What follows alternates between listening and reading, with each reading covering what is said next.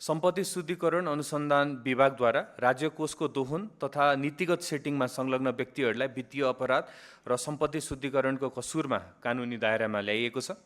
धितोपत्र board 2063 बमोजिमको कसुर र banking कसुरमा मुद्दामा संलग्नहरूमाथि सिआइबीबाट अनुसन्धान जारी गरिएको छ। दोषीहरूलाई कानुनी दायरामा ल्याइएको छ, ल्याइने पनि छ। 7 वटा सम्पत्ति शुद्धिकरणका मुद्दाहरू दायर भएका छन्।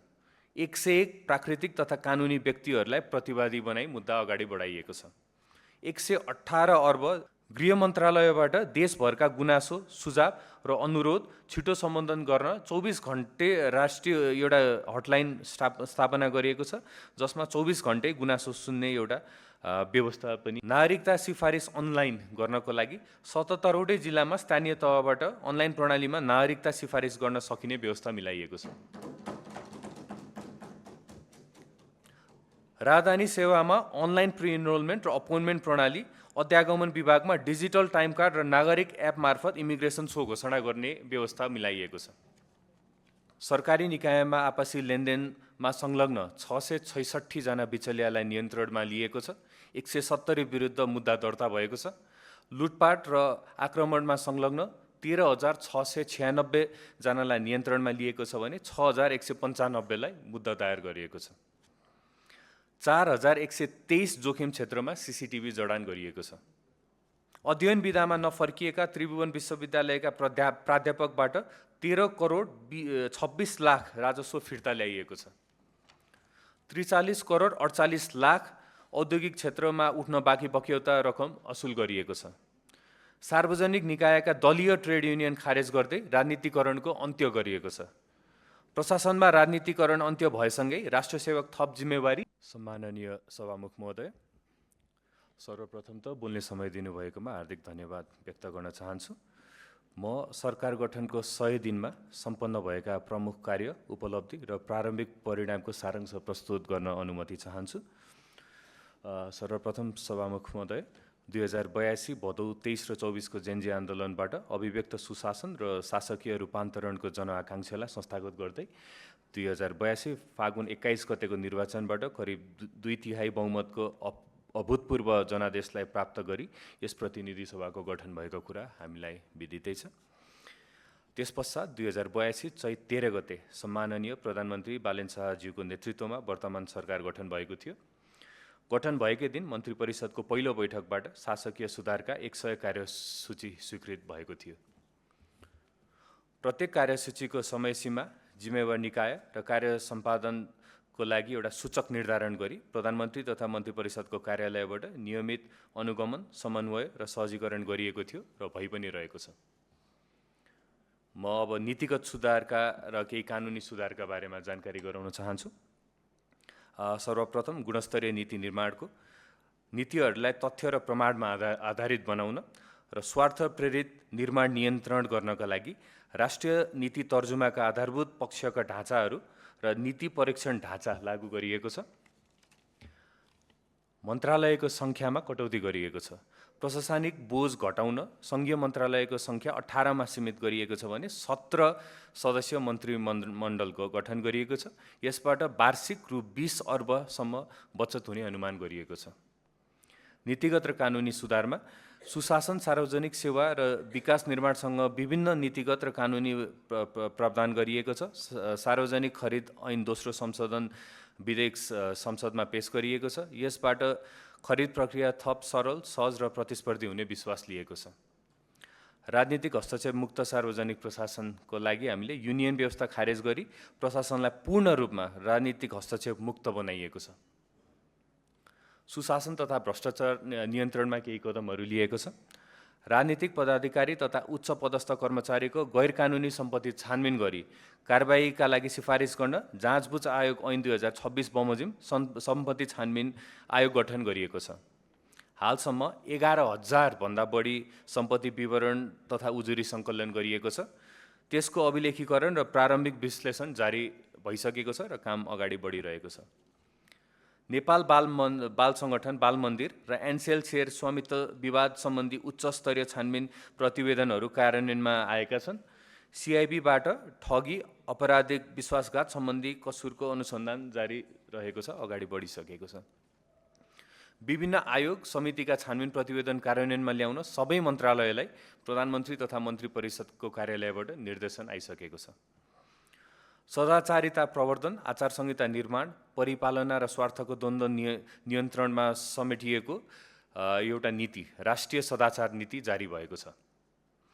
सरकारी निकायमा आपसी लेनदेनमा संलग्न 666 जना बिचलियालाई नियन्त्रणमा लिएको छ। 170 विरुद्ध मुद्दा दर्ता भएको छ। लुटपाट र आक्रमणमा संलग्न 13,696 जनालाई नियन्त्रणमा लिएको छ भने 6,195 लाई मुद्दा दायर गरिएको छ। 4,123 जोखिम क्षेत्रमा सीसीटीभी जडान गरिएको छ। रावल आयोगको प्रतिवेदन कार्यान्वयनमा ल्याइएको छ। ठूलो परिणामको सरकारी र सार्वजनिक जग्गाको अभिलेख अद्यावधिक गरिएको छ। फेवाताल जलाधार अतिक्रमण हटाउने कार्य प्रारम्भ भएको छ। त्रिभुवन विश्वविद्यालयको अतिक्रमित जग्गा खाली गर्न 17 निकायहरूसँग प्रक्रिया अघि बढाइएको छ। उखु किसानहरूको 13 अर्ब 76 करोड रुपैयाँ, करिब 92% बक्यौता भुक्तानी सहजीकरण गरिएको छ। दुग्ध किसानलाई 35 करोड भुक्तानी गरिएको छ। गहुँ र धानको न्यूनतम समर्थन मूल्य तोकिएको छ। यस आर्थिक वर्षमा 17,000 रोजगारी सृजना गर्ने लक्ष्य अनुरूप हालसम्म 16,008 रोजगारी सृजना भएको छ। केही वित्तीय अपराध तथा सम्पत्ति शुद्धिकरणका विषयहरूमा म जानकारी गराउन चाहन्छु। सम्पत्ति शुद्धिकरण अनुसन्धान विभागद्वारा राज्य कोषको दोहन तथा नीतिगत सेटिङमा संलग्न व्यक्तिहरूलाई वित्तीय अपराध र सम्पत्ति शुद्धिकरणको कसुरमा कानुनी दायरामा ल्याइएको छ। धितोपत्र बोर्ड 2063 बमोजिमको कसुर र ब्याङ्किङ कसुरको मुद्दामा संलग्नहरूमाथि सिआइबीबाट अनुसन्धान जारी गरिएको छ। दोषीहरूलाई कानुनी दायरामा ल्याइएको छ, ल्याइने पनि छ। 7 वटा सम्पत्ति शुद्धिकरणका मुद्दाहरू दायर भएका छन्। 101 प्राकृतिक तथा कानुनी व्यक्तिहरूलाई प्रतिवादी बनाई मुद्दा अगाडि बढाइएको छ। 118 अर्ब बिगो दाबी कायम गरिएको छ। सार्वजनिक खर्चमा मितव्ययिता पनि अपनाइएको छ। दोहोरो कार्यक्षेत्र भएका बोर्ड, समिति र आयोजनाहरूको खारेजी तथा एकीकरण गरिएको छ। विज्ञान, प्रविधि तथा नवप्रवर्तन मन्त्रालय र समावेशितालाई प्राथमिकतामा दिने छुट्टै मन्त्रालय गठनसहित कार्यविभाजन मिलान पनि गरिएको छ। मन्त्रालयहरूमा सङ्गठन र व्यवस्थापन ओएमएन सर्वे मार्फत दरबन्दी कटौती गरिएको छ। स्थानीय तहमा निमित्त भरमा चलेका प्रमुख प्रशासकीय अधिकृतहरू निमित्तको भरमा चलेकोमा त्यो समस्यालाई समाधान गरिएको छ। प्रचलित कानुन बमोजिम सवारी सुविधा नपाउने पदाधिकारीको सुविधा कटौती गरिएको छ।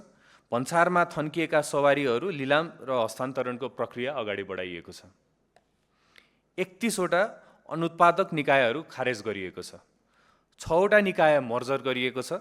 6 वटा हस्तान्तरण गरिएको छ। 18 निकायको पुनर्संरचना प्रक्रिया अघि बढाइएको छ। मन्त्रालयको सङ्ख्या अघि भनेपछि कटौती गरेर 22बाट 18 मा झारिएको छ।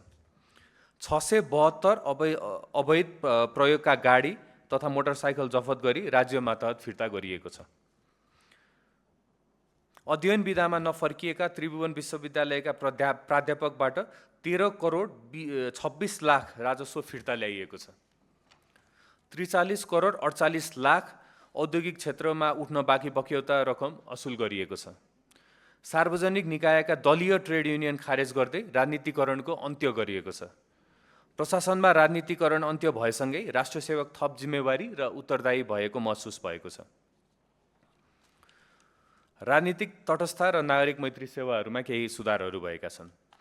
1500 भन्दा बढी राजनीतिक नियुक्ति पदाधिकारीहरू पदमुक्त भएसँगै यसमा योग्यता प्रणालीको आधारमा 0बाट नयाँ नियुक्तिहरू सुरु गरिएको छ। रिक्त पदमा खुला प्रतिस्पर्धा, सार्वजनिक विज्ञापन र विज्ञ छनौट समिति मार्फत नियुक्ति प्रक्रिया अगाडि बढाइएको छ। राष्ट्रिय योजना आयोग, विश्वविद्यालयहरू र धितोपत्र बोर्डमा नियुक्त सम्पन्न भइसकेको छ भने बाँकी निकायहरूमा काम जारी छ। धेरै जस्तो निकायमा अन्तिम चरणमा काम पुगिसकेको छ। राजदूतलाई पनि पहिलो पटक विभिन्न देशका राजदूतहरू खुला प्रतिस्पर्धाबाट नियुक्त गर्ने प्रक्रिया अन्तिम चरणमा पुगेको छ। प्रमुख शहरका भन्सार कार्यालय दैनिक 12 घण्टा र बिदाको दिनमा पनि खुला गर्ने कामलाई अगाडि बढाइएको छ। आन्तरिक राजस्व विभागबाट 120 स्थानीय तहमा सेवा विस्तार गरिएको छ। नागरिक सेवा केन्द्र सञ्चालन कार्यविधि तर्जुमामा ल्याइएको छ। 753वटै स्थानीय तहबाट प्रभाव हुने सेवालाई नागरिक केन्द्रित बनाउन पहिलोपटक स्थानीय तहबाट प्रभाव हुने सेवाको गुणस्तर प्रमाणीकरण मापदण्ड 2083 जारी गरिएको छ। नापी र भूमि प्रशासन कार्यालयमा बिचौलियाको प्रभाव अन्त्य गरिएको छ। सेवाग्राही सहजताको लागि हेल्प डेस्कको व्यवस्था सबैतिर गरिएको छ। 75 जिल्लामा 2 जिल्ला बाहेक 75 जिल्लामा हुलाक मार्फत नागरिकता र राहदानी लगायतका सेवा घरदैलोमा पुर्याउने गरी काम अगाडि बढाइएको छ। 4,47,332 सवारी चालक अनुमति पत्र लाइसेन्स प्रिन्ट भएर यातायात कार्यालयमा रहेका छन् र केही जिल्लामा होम डेलिभरीको पद्धति पनि अभ्यासमा ल्याइएको छ। 35 स्थानीय तहमा पहिलो चरणमा जग्गा प्रशासन सम्बन्धी सेवा स्थानीय तहबाटै सुरु गर्ने गरी काम अगाडि बढाइएको छ।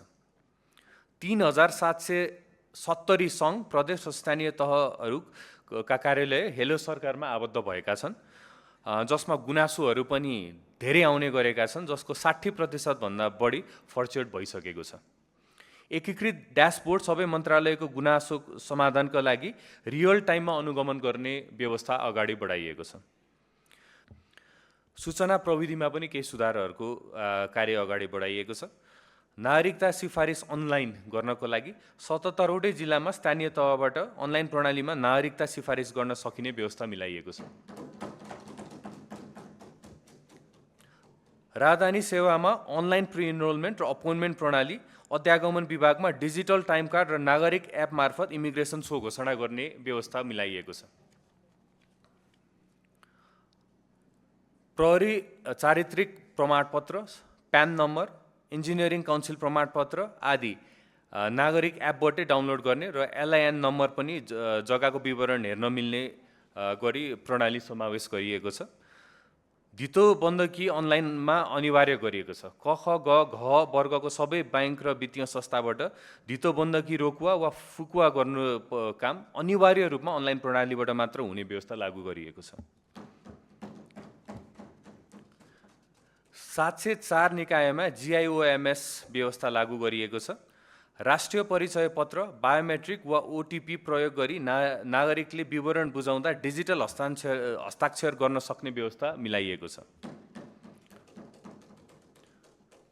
सरकारी एप, पोर्टलहरू सबै अपाङ्ग मैत्री बनाइएको छ। एकीकृत वेबसाइट प्रणाली GIWMS सञ्चालनमा ल्याइएको छ।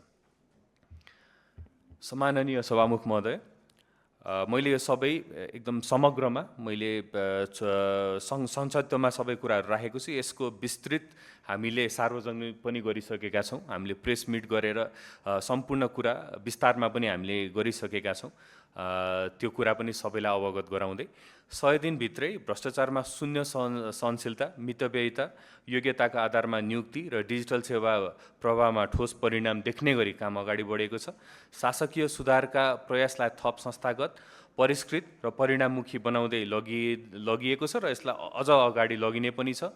नागरिकले प्रत्यक्ष अनुभूति गर्ने गरी सुशासन कायम गर्न नेपाल सरकार निरन्तर प्रतिबद्धता रहेको छ भन्ने कुरा सबैलाई अवगत गराउन चाहन्छु। यसमा साथ दिनुहुने, प्रश्नहरू गर्ने, हामीलाई जानकारीहरू दिने अथवा नथाहा भएको कुराहरू सदनबाट उठाइदिनु भएकोमा पनि सम्पूर्ण मान्यज्यूहरूलाई धन्यवाद दिँदै पुनः एकचोटि सरकार सुशासन कायम गर्न प्रतिबद्धता रहेको जनाउँदै सम्मानीय सभामुख महोदयलाई पुनः मलाई केही कुराहरू राख्न समय छुट्याइदिनु भएकोमा हार्दिक धन्यवाद व्यक्त गर्न चाहन्छु।